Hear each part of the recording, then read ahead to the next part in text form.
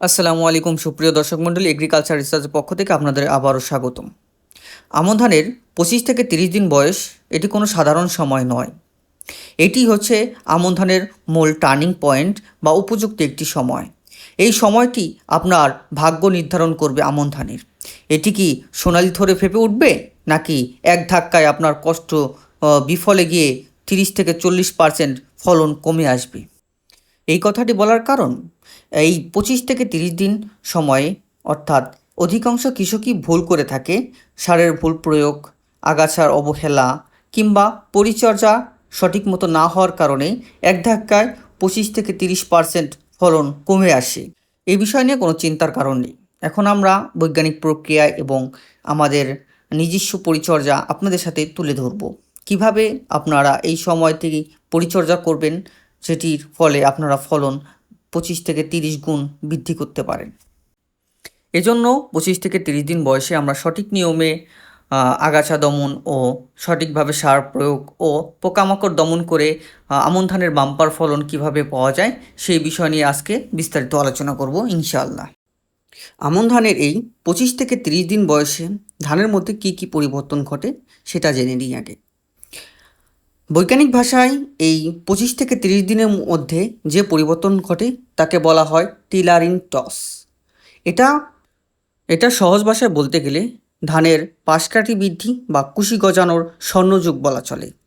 আর ঠিক এই সময়টি ধানের শিকড় মাটির দিকে জালের মতো বিস্তৃতভাবে ছড়িয়ে পড়ে, যেটা ধানের পাশকাঠি বৃদ্ধি বা কুশি বৃদ্ধিতে সহায়তা করে এবং আপনার ধানের ভবিষ্যতে উচ্চ ফলনের দিকে এগিয়ে নিয়ে যায়। আপনি একটু মনস্তাত্ত্বিকভাবে হিসাব করতে পারেন। আজ আপনার গাছটি যত শক্তিশালী ও যত কৃষি বৃদ্ধি হবে, তত ভবিষ্যতে এই ধানের ফলন বৃদ্ধি হবে ও উচ্চ ফলন পাওয়া যাবে এবং বাম্পার ফলন যাকে বলা হয় সে বাম্পার ফলনটি পাওয়া যাবে। যদি ধরেন আজকে যদি আপনার ধানের তেমন পর্যাপ্ত কুশি বৃদ্ধি না হয় এবং শিকড় ভালোভাবে মাটিতে বিস্তৃত না হতে পারে, তাহলে ভবিষ্যতে আপনার গাছটি শক্তিশালী থাকবে না এবং আপনার ফলনটি বাম্পার ফলন হবে না।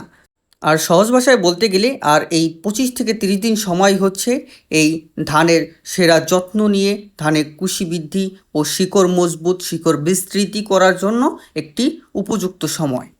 আর এই শিকড় মজবুত ও পাশকাঠি গজানোর জন্য আমাদের দরকার পর্যাপ্ত সুষম খাদ্য বা পুষ্টির উপাদান। আর আমরা এই পুষ্টির ঘাটতি পূরণের করব কীভাবে সেটাই এখন বিস্তারিত জানব। এখন আমরা জানব দ্বিতীয় কিস্তিতে যে সারটি ব্যবহার করা হয় সেই সারের ব্যবহার সম্পর্কে। এর আগে একটু বলে নিতে চাই, আমাদের চ্যানেলটিকে যারা এখনও সাবস্ক্রাইব করেনি অতি দ্রুত সাবস্ক্রাইব করে নিন। ধান যখন কৃষি বৃদ্ধি শুরু করে তখন ধানের পর্যাপ্ত ক্ষুধা বেড়ে যায়, এজন্য এই ধানের পর্যাপ্ত খাবারের দরকার। এজন্য দ্বিতীয় কিস্তিতে দিতে হয় সুষম সার বা সুষম খাদ্য বলা চলে। বাট কী সার কতটুকু দিবেন এই বিষয়ে তো জানা থাকতে হবে। প্রথমে চলে আসা যায় ইউরিয়া সারের কথা। ইউরিয়া সার গাছের নাইট্রোজেনের ঘাটতি পূরণ করে, বাট অতিরিক্ত ইউরিয়া সার ব্যবহার করলেই আপনি নিজের পায়ে নিজের কোড়াল মারবেন। কারণ অতিরিক্ত ইউরিয়া সার ব্যবহার করলে গাছ নরম হয়ে যায় এবং গাছটি তত মজবুত থাকে না, ফলে অতিরিক্ত পোকামাকড় আক্রমণ বৃদ্ধি পায় এবং অল্প বাতাসে গাছ পড়ে যাওয়ার সম্ভাবনা থাকবে। তাই প্রতি শতাংশে 300 থেকে 350 গ্রাম করে ইউরিয়া সার ব্যবহার করা যেতে পারে। আর এই ইউরিয়া সারের সাথে পটাশ ও জিঙ্ক মিশিয়ে দেওয়া, কারণ পটাশ গাছকে শক্ত করে এবং বাতাস থেকে পড়ে যাওয়া থেকে সহায়তা করে। আর জিঙ্ক বা দস্তা সার এটি গাছের পুষ্টি যোগাতে সহায়তা করে এবং গাছের পাশকাঠি ও কুশি বৃদ্ধিতে সহায়তা করে। আর এই সময়ে আমরা প্রতি বিঘা জমির জন্য 5 থেকে 7 কেজি পর্যন্ত পটাশ সার ব্যবহার করতে পারি। আর এই সার ব্যবহারের আগে আর একটা বিষয় আমাদের লক্ষ্য রাখতে হবে, ধান ক্ষেতের জমিতে যেন অতিরিক্ত পানি না থাকে।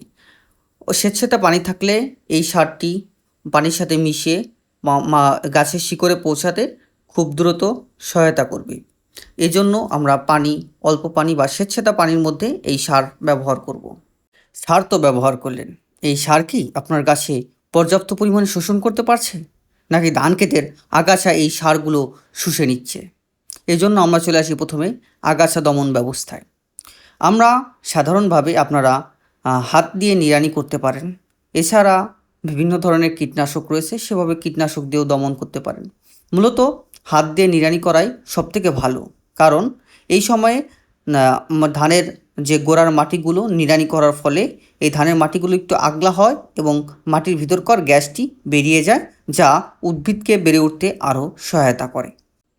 এর পরবর্তী স্টেপ চলে আসছে আমাদের ধানের পোকা দমন ব্যবস্থা বা বিভিন্ন ধরনের পোকার আক্রমণ বা ছত্রাকের আক্রমণ থেকে কিভাবে আমাদের ধানকে রক্ষা করব।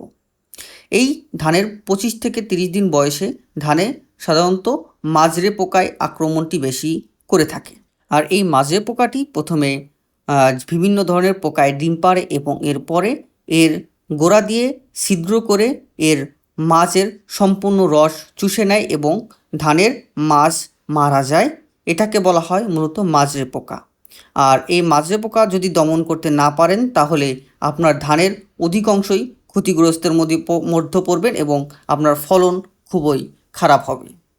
আর এই মাজরে পোকা দমনে প্রথমে আমরা পরিবেশ বান্ধব যে পদক্ষেপগুলো নিতে পারেন সেটি হচ্ছে ধানের ক্ষেতের মধ্যে অনেকগুলো লাঠি গেড়ে দিবেন, যেখানে পাখি বসবে ও পোকাগুলোকে খেয়ে ফেলবে। আর যদি দেখা যায় যে ধান খেতে প্রচণ্ড পরিমাণে মাজরে পোকার আক্রমণ করেছে, অবশ্যই আমাদের নির্দেশনা অনুযায়ী ব্যবহৃত কীটনাশক ব্যবহার করতে হবে। আর অবশ্যই ধানের সঠিকভাবে পরিচর্যা করতে পারলে ইনশাল্লাহ ফলন 30 থেকে 40 গুণ বৃদ্ধি পাবে। ধন্যবাদ। আমাদের চ্যানেলটিকে সাবস্ক্রাইব